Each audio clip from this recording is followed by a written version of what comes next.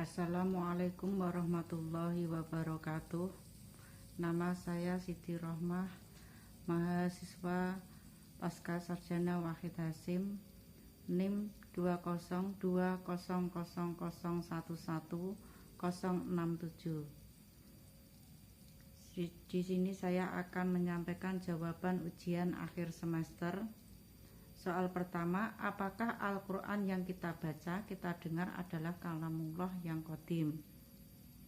Jawaban saya, ya, karena Al-Quran adalah kalamullah, firman Allah Ta'ala yang diturunkan kepada Nabi Muhammad SAW melalui malaikat Jibril. Firman Allah dalam surat Al-Zumar ayat 1, A'udzubillahi minasyaitonirrajim, Bismillahirrahmanirrahim. Tanzilul kitabi minallahil azizil hakim. Artinya, turunnya Al-Quran adalah dari Allah yang maha perkasa lagi maha bijaksana. Al-Quran bersifat qadim karena Al-Quran menjadi bagian yang tidak terpisahkan dari sifat zat Allah yang kekal, yaitu sifat kalam. Al-Quran yang sudah ada sejak awal, yaitu dalam wujud nas yang tertera di Lauhul Mahfuz yang kemudian diturunkan sekaligus ke langit dunia. Soal nomor 2, apakah para nabi juga mendapatkan ilham? Jelaskan dengan dalil. Ilham bagi para nabi dan rasul adalah wahyu, sebagaimana firman Allah surat Asy-Syura ayat 51 yang artinya tidak ada bagi seorang manusia pun bahwa Allah berkata-kata dengan dia kecuali dengan perantara wahyu atau di belakang tabir atau dengan mengutus seorang utusan malaikat lalu diwahyukan kepadanya dengan seizinnya apa yang dia kehendaki. Sesungguhnya dia maha tinggi lagi maha bijaksana. Mujahid dalam menafsirkan ayat di atas berkata, membisikkan di hatinya berupa ilham darinya, sebagaimana diilhamkan kepada Ibu Musa dan Nabi Ibrahim untuk menyembelih putranya. Imam Nawawi berkata, yang dimaksud dengan wahyu pada ayat tersebut menurut jumhur ulama adalah ilham dan mimpi ketika tidur, dan keduanya disebut wahyu. Soal nomor 3, mengapa Al-Quran yang kita baca tidak disusun berdasarkan urutan turunnya? Jelaskan dengan dalil. Benar, susunan sistematika surat-surat Al-Quran tidak sesuai dengan urutan turunnya. Al-Quran turun sesuai dengan tuntutan keadaan waktu itu. Turunnya berproses lama, sekitar 22 tahun lebih. Ada kalanya hanya turun satu ayat, kadang-kadang turun satu surat, dan seterusnya. Para ulama sepakat bahwa susunan atau peletakan ayat Al-Quran sebagaimana yang kita lihat saat ini adalah bersifat tauqifi, langsung dari Allah, bukan hasil ijtihad siapapun. Susunan itu kemudian diturunkan kepada Jibril lalu disampaikan kepada Nabi Muhammad SAW.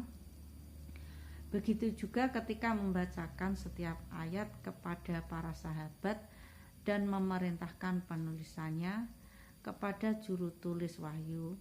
Rasul selalu menginstruksikan agar setiap ayat itu diletakkan dan disusun sesuai petunjuk dari Allah melalui malaikat Jibril. Soal nomor 4, mengapa Al-Quran disebut mukjizat terbesar? Jelaskan dengan dalil dan dengan membandingkan mukjizat-mukjizat yang lain. Pertama, kitab-kitab sebelumnya telah hilang keutuhannya, sementara itu Al-Quran hingga saat ini dan bahkan yang akan datang sekalipun masih utuh. Hal ini ditegaskan sendiri dalam Al-Quran, yaitu surat Al-Hijr ayat 9. A'udzubillahi minasyaitonirrajim. Bismillahirrahmanirrahim. Inna nahnu nazzalna dzikra wa inna lahu lahafidun. Artinya, sungguh kamilah yang telah menurunkan Al-Quran dan pasti kami pula yang memeliharanya. Bahwa Al-Quran ditujukan untuk seluruh umat manusia, sementara kitab terdahulu hanya diperuntukkan untuk satu golongan tertentu. Inilah letak perbedaan selanjutnya. Bahwa kitab-kitab terdahulu menggunakan bahasa kaum yang kini telah hilang sejak beberapa waktu silam. Berbeda dengan halnya Al-Quran. Al-Quran berbahasa Arab yang kini digunakan untuk berjuta-juta manusia, dan Al-Quran diturunkan dalam bahasa Arab bukan berarti Al-Quran untuk bangsa Arab saja, melainkan untuk semua manusia.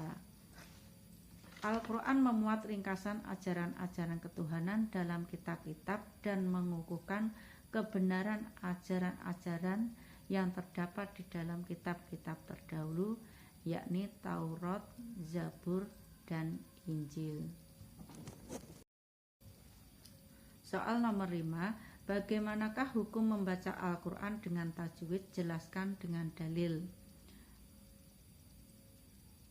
Tujuan ilmu tajwid adalah memelihara bacaan Al-Quran dari kesalahan dan perubahan, serta memelihara lisan mulut dari kesalahan membaca.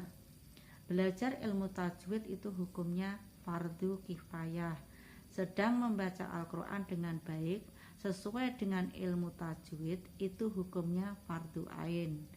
Dalil wajib mempraktekkan tajwid dalam setiap pembacaan Al-Quran adalah surat Al-Furqan ayat 32. A'udzubillahi minasyaitonirrajim. Bismillahirrahmanirrahim. Wa qala alladziina kafaru laula nuzila 'alaihil qur'anu jumlatan wahidatan kadzalik linusabbita bihi fu'adaka warattalnahu tartila. Artinya, dan orang-orang kafir berkata, mengapa Al-Quran itu tidak diturunkan kepadanya sekaligus? Demikianlah agar kami memperteguh hatimu Muhammad dengannya, dan kami membacakannya secara tartil, berangsur-angsur, perlahan dan benar. Ayat ini jelas menunjukkan bahwa Allah memerintahkan Nabi Muhammad untuk membaca Al-Quran yang diturunkan kepadanya dengan tartil, yaitu memperindah pengucapan setiap huruf-hurufnya bertajwid. Soal nomor 6, bagaimanakah hukum wanita yang haid membaca Al-Quran? Jelaskan dengan dalil. Para ulama berbeda pendapat mengenai kebolehan muslimah yang haid atau nifas membaca Al-Quran. Sebagian ulama mengharamkan dan sebagian ulama memperbolehkan. Yang mengharamkan mengambil dalil atau dasar hukum surat Al-Waqiah ayat 79. A'udzubillahi minasyaitonirrajim. Bismillahirrahmanirrahim. La yamassuhu ilal mutahharun. Artinya, tidak menyentuh Al-Quran kecuali hamba-hamba yang disucikan. Juga hadis Nabi, janganlah kamu menyentuh Al-Quran kecuali dalam keadaan suci. Hadis riwayat Al-Asram. Namun 4 imam mazhab Maliki, Syafi'i, Hanafi, dan Hambali berbeda pendapat mengenai kebolehan membaca Al-Quran.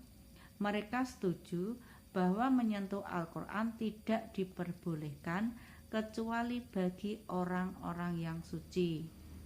Dengan alasan itu, maka orang yang dalam keadaan haid dan nifas tidak diperkenankan menyentuh Al-Quran. Demikian jawaban saya. Assalamualaikum warahmatullahi wabarakatuh.